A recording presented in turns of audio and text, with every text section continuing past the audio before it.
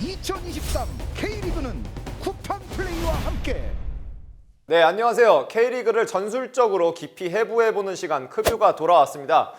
이번 영상에서는 지난 주말 있었던 경기죠. K리그가 이제 막판을 향해 달려가고 있는데 37라운드 경기 중에 인천과 울산의 경기에 대해서 얘기를 해보려고 합니다.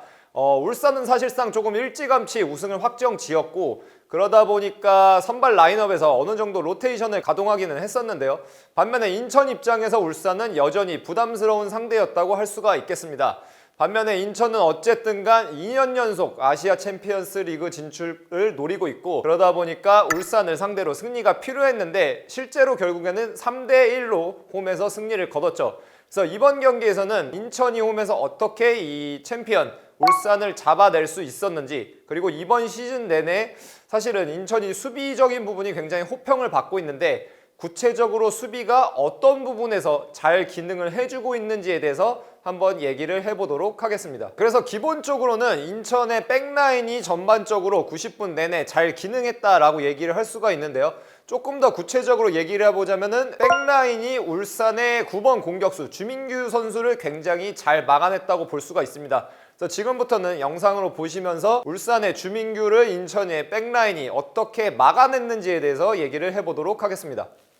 지금 같은 경우는 인천이 완전히 수비 진영을 갖추고 있고요. 주민규 선수가 인천의 백라인과 같은 높이에 위치해 있고, 특히 이제 오른쪽 스토퍼와 중앙 리베로 사이에 위치해 있는 것을 우리가 확인을 할 수가 있습니다. 그리고 이제 공이 들어가게 되는데요. 공이 들어갔을 때 주민규 선수의 장점은 다들 아시다시피 등을 지고 공을 받은 상황에서 다음 플레이, 3자 플레이를 가져간다든지 혹은 본인이 돌아서는 플레이에 굉장히 능한 공격수입니다. 반면에 지금은 돌아서지 못하게 일단은 백라인에서 1차적으로 수비를 잘 해줬고, 그리고 2차적으로 이뤄지는 수비를 보게 되면은 2선이 공략을 당한 상황이죠. 공이 2선을 빠져나가서 3선까지 온 상황이지만 그 이후에 2선 같은 경우가 굉장히 빠르게 움직여서 쉽게 얘기하면은 뒤로 주민규 선수를 둘러싸는 수비를 잘 펼쳐주게 됩니다. 지금 보신 것처럼 결국에는 3명에게 둘러싸여서 공의 소유권을 내줄 수밖에 없었던 주민규 선수였고요. 네, 그리고 지금도 마찬가지로 인천은 여전히 정렬이 되어 있는 상황인데, 이때 울산이 저희가 방금 전에 봤던 상황과는 조금 다르게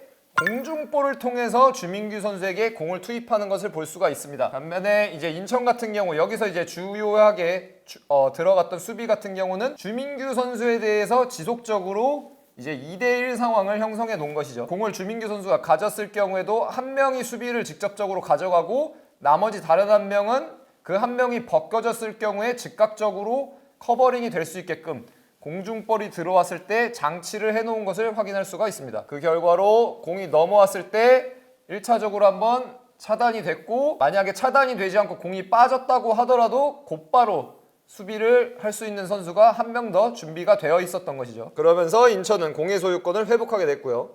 이렇게 결국에는 수적 우위라는 것이 단순히 숫자만 많은 것이 아니고 구체적으로 이제 디테일이라고 볼 수가 있겠는데요. 의도하는 바가 분명했고 사전에 분석을 통해서 이 선수의 장점을 어떻게 막아낼 것인지, 상쇄할 것인지 이런 것들이 굉장히 준비가 잘 되어 있었다고 할 수가 있겠습니다. 네, 이어서는 이제는 인천이 전반적으로 어느 정도 자신들의 진영에 내려앉아 있다가 압박이라는 메커니즘을 발현하는 그 타이밍, 영어 표현으로는 보통 트리거를 이제 당긴다고 얘기를 하죠. 방아쇠를 당겨서 연쇄적으로 압박을 하게 되는 경우를 좀 살펴보려고 하는데요. 그래서 지금 같은 경우는 어떤 상황에서 인천이 그렇게 압박을 잘 실행했는지를 한번 살펴보도록 하겠습니다. 지금의 경우에는 인천이 5-4-1 형태로 수비 진영을 갖추고 있고요. 압박이 지금 일단은 시작이 되는 것을 볼 수가 있는데, 쉽게 얘기해서 인천의 압박이 시작되는 그 상황 자체는 첫 번째는 이제 횡패스가 나가는 경우였다고 보시면 됩니다. 그래서 약간은 대각선이어서 높이 변화가 있기는 하지만 기본적으로 횡패스에 가깝게 패스가 나갔을 경우에 1차적인 압박이 전개가 되고요. 이후 상황을 보시게 되면은 횡패스에 대해서 압박을 받은 선수가 백패스를 했을 경우에 이제 확실하게 2차적으로 강하게 압박이 들어가게 됩니다. 쉽게 얘기해서 공이 이동하는 동안 압박을 시작함으로써 공을 받게 되는 선수가 압박을 받게끔 상황을 만들게 되는 거죠. 여기서부터 또 다시 한번 백패스가 나갔기 때문에 압박이 들어가고, 등을 지고 받은 선수에 대해서도 계속해서 압박이 들어가는 것을 볼 수가 있습니다. 이미 압박이 한번 시작됐기 때문에 압박은 지속적으로 이어지게 되고요. 울산은 그러면서 앞으로 공을 전개하지 못하게 됩니다.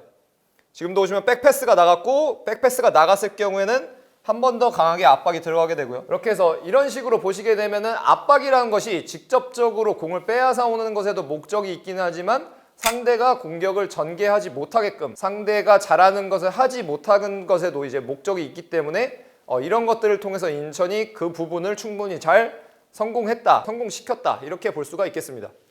지금 같은 경우는 이제 조금은 다른 디테일에 대해서 얘기를 해보도록 하겠습니다. 지금은 중앙에서 울산이 공을 가지고 있고 이선의 등 뒤를 공략할 수 있는 패스라인을 확보해 놓은 상태거든요. 근데 이때 이제 인천의 선수들을 보게 되면은 이선 같은 경우가 자신의 등 뒤에 있는 이 옵션을 확실하게 인지를 하고 있는 것을 볼 수가 있습니다. 그러다 보니까 이 두 선수가 안쪽으로 공간을 좁혀서 해당 패스라인이 활용되지 못하게끔 하는 것을 우리가 볼 수가 있는데요. 네, 지금 보시면은 확실하게 좁혀 있죠. 좁혀 있어서 자신들의 등 뒤가 공략당하는 것을 막게끔 하고 그러다 보니까 공이 결국에는 측면으로 나갈 수밖에 없게 되는 거죠. 그러면서 울산은 다시금 뒤로 물러나게 되고 네, 지금 같은 경우도 여전히 인천의 이선 같은 경우는 지속적으로 고개를 돌려서 상황 인식을 가져감으로써 자신의 등 뒤가 공략당하는 것을 예방하는 것을 볼 수가 있습니다. 그러다 보니까 울산은 계속해서 지속적으로 이선을 공략하지 못하게 되고요. 결국에는 반대쪽으로 전환을 강요당하게 됩니다. 여기서도 횡패스가 나갔을 경우에 이제 전진해서 압박을 시도하고요. 압박을 시도하다가 이선이 공략당했을 경우 순간적으로 등 뒤가 열렸을 경우에는 이미 예측이 가능한 상황이기 때문에 3선에서 스토퍼 한 명이 앞으로 전진을 해서 해당 선수가 공을 받았을 때 돌아서지 못하게끔 막아내는 것을 볼 수가 있습니다. 지금 같은 경우도 마찬가지죠. 다시 한번 이선 두 명이 등 뒤가 관통당할 수 있다는 것을 인지하자마자 두 명이 안쪽으로 좁혀들게 되고요. 그러다 보니까 울산은 다시 한번 또 측면으로밖에 공을 열어줄 수밖에 없게 됩니다. 돌아서지 못하게 하고 후방에서 계속해서 공을 몰아내고 있고요.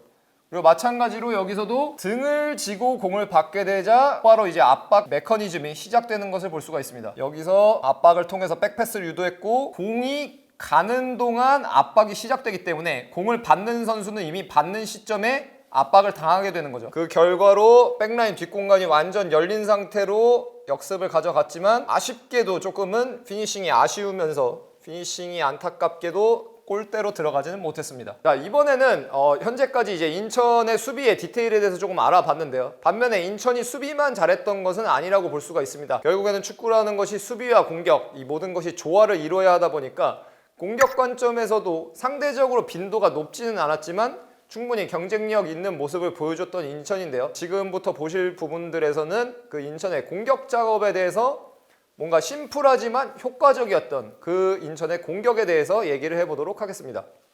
네, 인천은 수비를 할 때는 3-4-3, 공격할 때도 마찬가지로 3-4-3이었는데요. 지금 같은 경우는 이제 3-4-3의 전형적인 공격 루트입니다.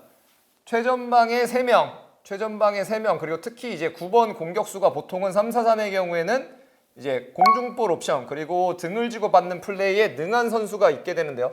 여기서 이제 한 번의 롱패스가 넘어왔고 9번 공격수에게 공격이 이어졌을 때 좌우에 있는 공격형 미드필더 혹은 윙포워드가 그 9번과 연계되기 위해서 안쪽으로 좁혀들게 됩니다. 그 결과로 우리가 확인할 수 있는 것은 울산의 백라인이 굉장히 이제 좁아져 있는 것을 확인할 수가 있게 되죠. 중앙에서 인천이 공격을 진행하려고 하기 때문에 백라인 같은 경우는 좁혀들 수밖에 없게 됩니다. 그 결과로 보시게 되면은 공이 이어졌을 때 백라인이 있게 되고 좌우 사이드 채널을 인천의 경우에는 완전히 윙백들에게 열어줄 수 있게 됩니다. 여기서 전진을 하게 되면은 이제 인천 입장에서는 중앙 하나, 둘, 세 명에다가 좌우 윙백이 들어와서 5대4로 순간적으로 이제 우위를 확보한 채 공격을 진행할 수 있게 되는 거죠. 반면에 지금 같은 경우는 역으로 공을 가진 선수가 측면으로 주는 것을 의식해서 앞으로 나와서 막지 않고 뒤로 물러났기 때문에 이제 공을 가진 선수 쪽에서 슈팅을 직접 가져갈 수 있는 시간적, 공간적 여유가 발생을 했고 그것을 활용해서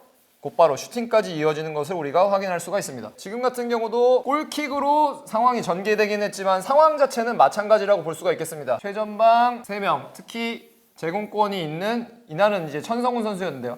천성훈 선수가 위치에 있어서 9번에게 공이 이어졌고 중앙으로 아무래도 밀집해 있었기 때문에 마찬가지로 울산 같은 경우는 백라인이 굉장히 중앙으로 안쪽으로 좁혀들 수밖에 없게 됩니다. 그러면서 보시는 것처럼 경기장을 가로로 나눴을 때 좌우 사이드 채널을 완전히 열어주게 되는 거죠. 공이 한 번에 따지지는 않았지만 상황이 지속적으로 이어지게 되고 플레이가 세컨볼, 서드볼 상황에서 이어지게 됐을 때 마찬가지로 지금 같은 경우죠. 중앙에 있는 3명으로 인해서 울산 같은 경우 백라인 포함 2선까지도 지금은 완전히 중앙으로 몰려있는 것을 볼 수가 있고 좌우 측면이 완전히 열리게 되는 것을 확인할 수가 있습니다. 그 결과로 이제 왼쪽 측면으로 공이 연결이 됐고요. 여기서 연결이 됐을 경우에 백라인의 간격, 흡유 많이 보시는 분들은 아마 익숙하실 것이라고 생각이 되는데요. 선수와 선수 사이의 간격, 이 갭, 인터벌이 굉장히 크게 벌어져 있는 것을 확인할 수가 있습니다. 측면으로 공이 이어졌고 인천 같은 경우는 반면에 수비와 수비 사이, 그리고 최종적으로는 마지막 수비의 등 뒤까지 수적 우위를 가지고 지금은 적절하게 포지셔닝이 돼 있었고 그 결과 크로스가 이어졌을 때 첫 번째 선수가 아니고 두 번째 선수에서 피니싱이 이루어지게 됩니다. 이런 부분에서 결국에는 인천은 공격 국면에서는 뭔가 복잡하지는 않지만 굉장히 심플한 방법이지만 효과적인 방식을 채택을 해서 그런 것들을 잘 살려서 울산을 상대로 득점하는 것을 저희가 확인할 수가 있었습니다. 그리고 이제 마지막으로 살펴보실 장면의 경우에는 공격 장면인데 다른 부류의 장면이라고 볼 수가 있겠죠.